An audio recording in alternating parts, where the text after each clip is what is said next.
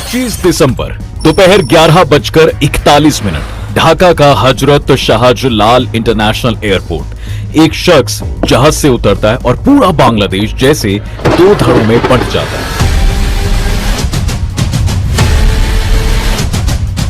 नाम तारिक रहमान। 17 साल बाद निर्वासन से इनकी वापसी जो हुई तो हजारों समर्थक नारे के साथ स्वागत कर रहे थे और ये स्वागत ऐसा था मानो कोई भावी प्रधानमंत्री हो।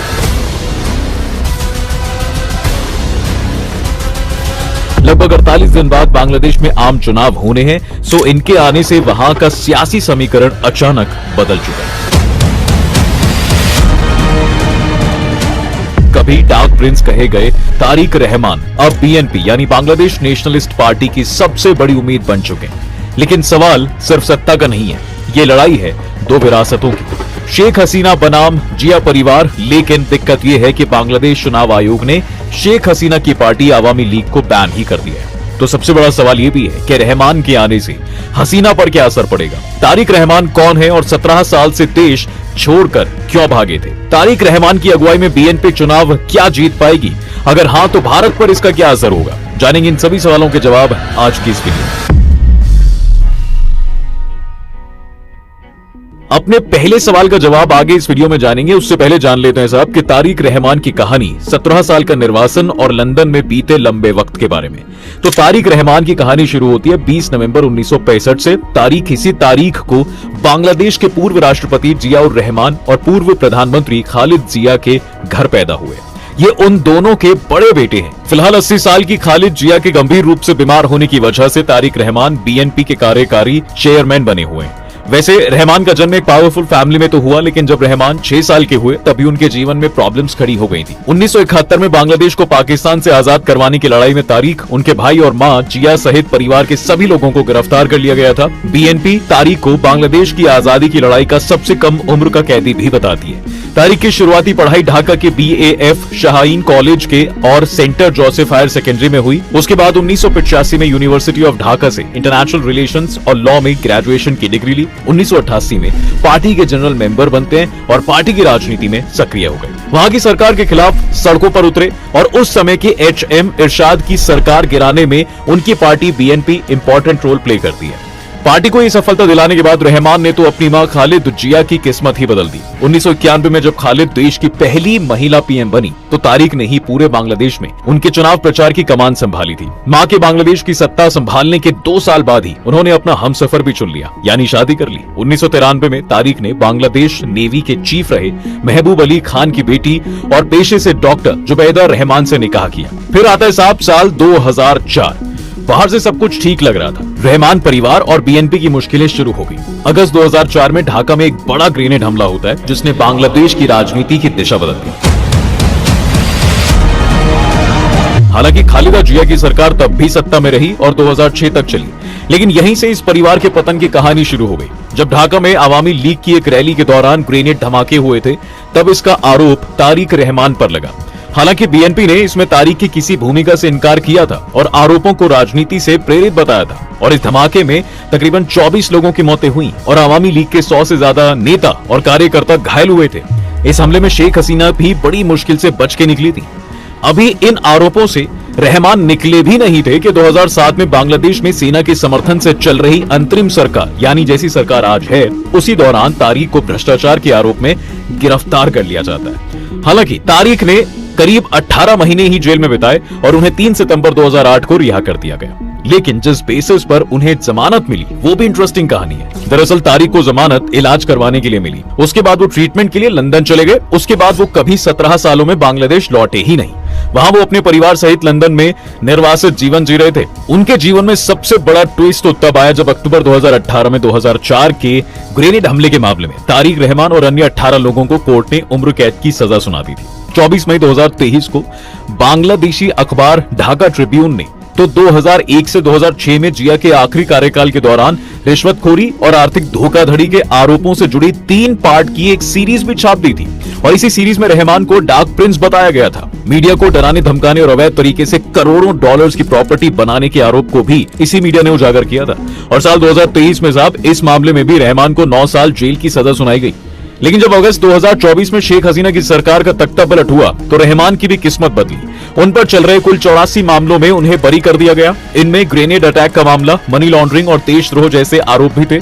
अब 17 साल बाद तारिक की बांग्लादेश में फिर से वापसी हुई है। लेकिन सबसे बड़ा सवाल है कि क्या तारिक रहमान की अगुवाई में बीएनपी चुनाव जीत पाएगी? आइए इसको भी समझ लेते हैं। दरअसल 16 दिसंबर को रहमान ने बीएनपी के लंदन में हुए कार्यक्रम में यह ऐलान कर दिया था कि वो 2026 में होने वाले राष्ट्रीय चुनाव के लिए बांग्लादेश लौट रहे हैं। तब जाकर दुनिया को यह बात पता चली। बीते महीने खालिदा जिया ने भी ये कहा था कि वो चुनाव में प्रचार करेंगी, लेकिन इसके बाद उनकी तबीयत ज्यादा बिगड़ती चली गई, जिसके बाद उन्हें अस्पताल में भर्ती भी कराना पड़ा।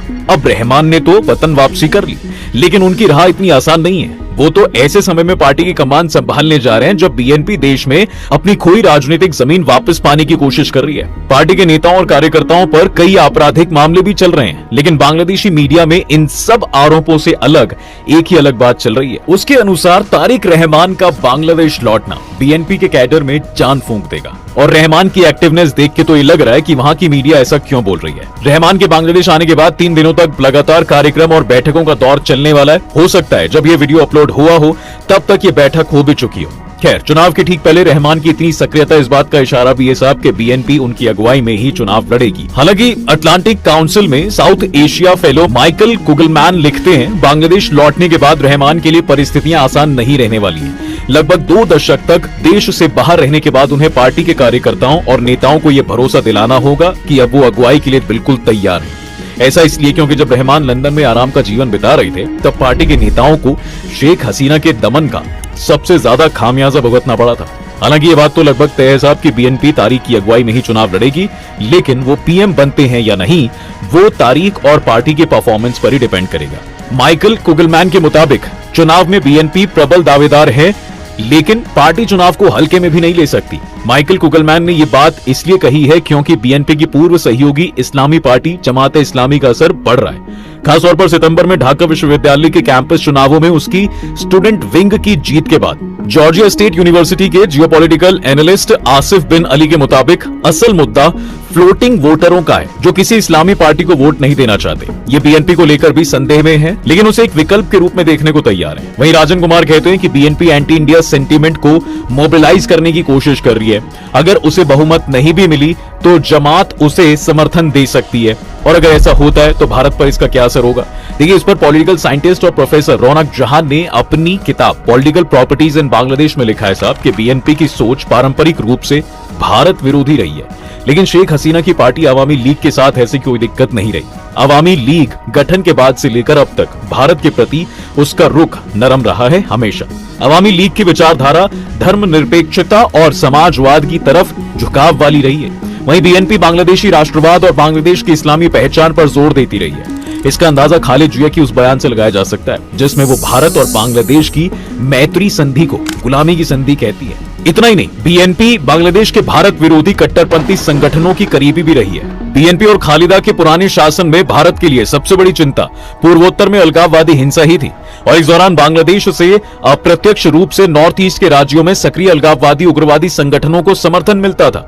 यही वो दौर भी था जब आईएसआई ने बांग्लादेश के जरिए भारत में नॉर्थ ईस्ट के इलाके में इंस्टेबिलिटी लाने की कोशिश की थी।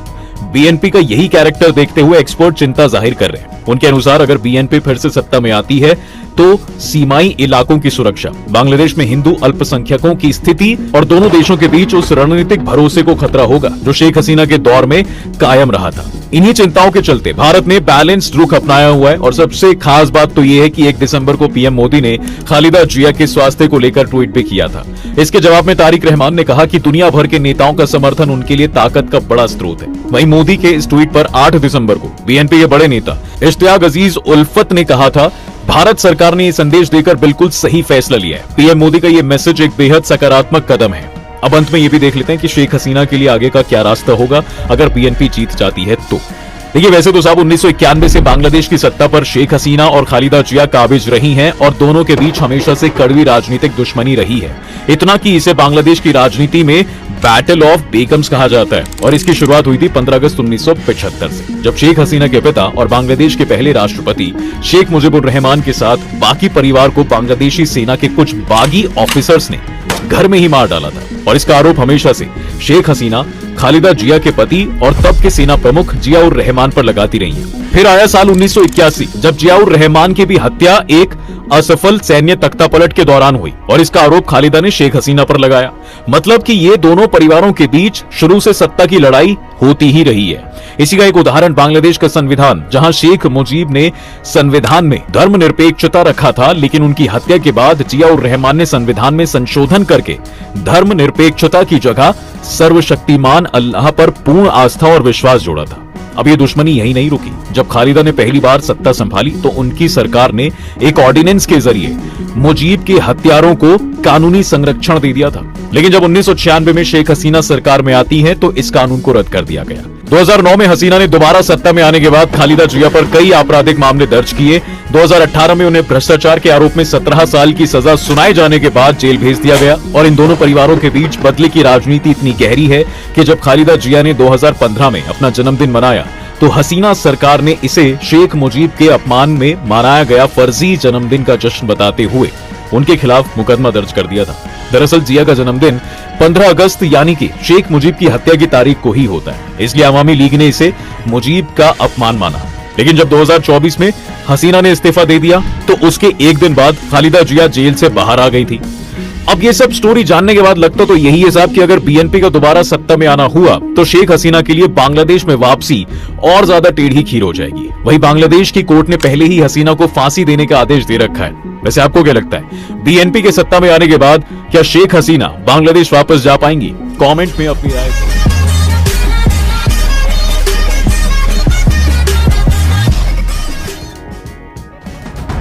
आगे की न्यूज के लिए वीडियो को लाइक कीजिए और चैनल को सब्सक्राइब कीजिए।